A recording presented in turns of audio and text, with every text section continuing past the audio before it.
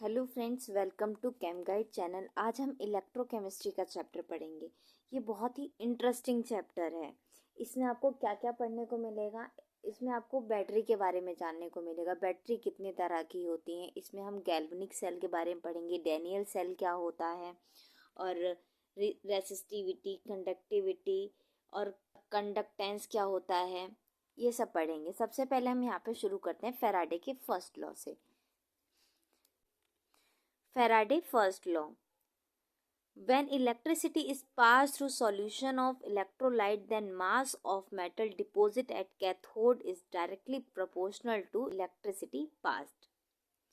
तो मास किसके बराबर होगा, यहाँ बोला है मास जो होगा डायरेक्टली प्रोपोर्शनल होगा किसके, इलेक्ट्रिसिटी पास्ट के। तो W डायरेक्टली प्रोपोर्शनल होगा इलेक्ट्रिसिटी मतलब IT। डायरेक्टली प्रोपोर्शनल हटा के हम W is equals to ZIT लिख सकते हैं यहाँ पे। और Z जो होता है Z बराबर क्या, equivalent weight upon 1 Faraday. Equivalent weight को हम E से डिनोट करते हैं, capital E upon 1 Faraday. NCERT में जो फैराडे की वैल्यू है 96487 गुलाम होती है।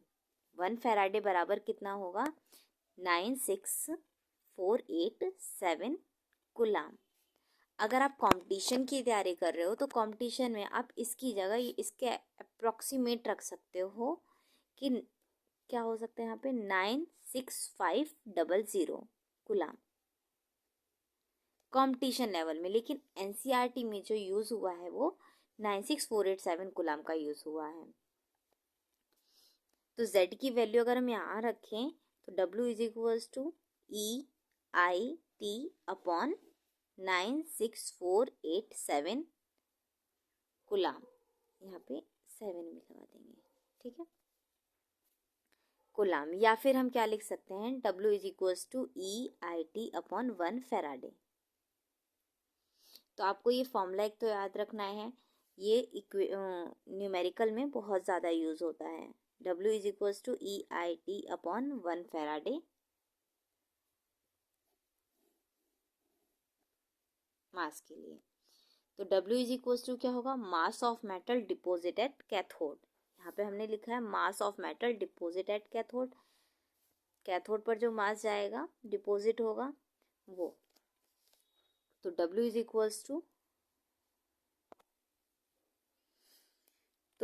Equals to mass of metal deposit at cathode in gram, E equivalent weight of metal, I current in ampere, T से टाइम इन सेकेंड, और IT इलेक्ट्रिसिटी या फिर चार्ज इन कूलाम, और Z इलेक्ट्रोकेमिकल इक्विवेलेंट।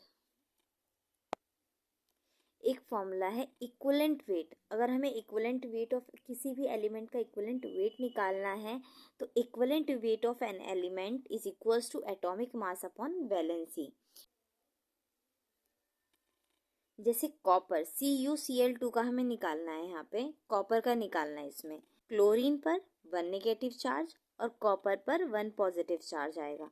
तो इसका equivalent weight कैसे निकालेंगे, E copper का निकालना है तो copper 1 positive charge is equals to copper का जो एटॉमिक मास होता है 63.5 अपॉन 1। इस पे चार्ज कितना है, कॉपर पे 1 चार्ज है तो वैलेंसी 1 आएगी। इस इक्विवेलेंट वेट इसका क्या हो जाएगा, 63.5। इसी तरह से CuSO4, Cu पे यहाँ पे 2 पॉजिटिव चार्ज होगा और कॉपर पे 2 नेगेटिव चार्ज। तो हम यहाँ पे कॉपर का निकालना चाहे इक्विवेलेंट वेट कैसे निकालेंगे, Cu 2 positive is equals to copper का कितना था मास 63.5 अपॉन वैलेंसी 2, ठीक। इसी तरह वाटर का एक होता है equivalent mass, equivalent weight. Water का जो इक्विवेलेंट वेट होता है वो फिक्स होता है वाटर के लिए 9। ये आपको लर्न करना है कि हाँ इसका इक्विवेलेंट वेट जो होता है 9 होता है, ये आपको याद रखना है। और जिंक का इक्विवेलेंट वेट जैसे निकालना है हमें Zn पे 2 पॉजिटिव चार्ज होता है, ये फिक्स है। जैसे Zn पे 2 पॉजिटिव चार्ज है तो एटॉमिक वेट क्या होता है इसका 65 और वैलेंसी इस पे 2 है तो 2।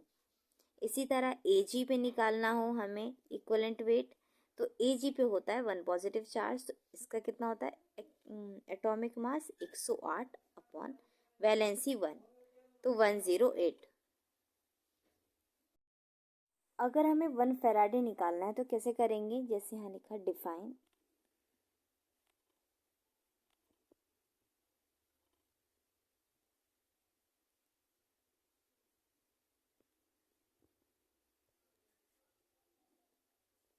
Define 1 faraday. तो हमने अभी पढ़ा है फैराडे का first law W is equals to EIT upon 96487 coulomb. इसे इक्वेशन 1 मान लेंगे और यहाँ पर इलेक्ट्रिसिटी को हम 1 फैराडे के बराबर रख देंगे। IT is equals to 1 faraday, तो 1 फैराडे की वैल्यू कितनी थी, 96487 कूलाम। इसकी वैल्यू हम यहाँ IT के पास रख सकते हैं, तो W इज इक्वल्स टू क्या हो जाएगा, IT पे हम रख देंगे 96487 कूलाम अपॉन 96487 कूलाम। इससे ये कट जाएगा, तो मास किसके बराबर होता है, इक्विवेलेंट वेट के। ठीक है, ये आपको याद रखना है। आज के लिए फैराडे का फर्स्ट लॉ ही पढ़ते हैं, मिलते हैं अगली वीडियो में।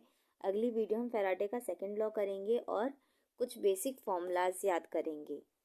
तब तक के लिए bye, thank you for watching this video.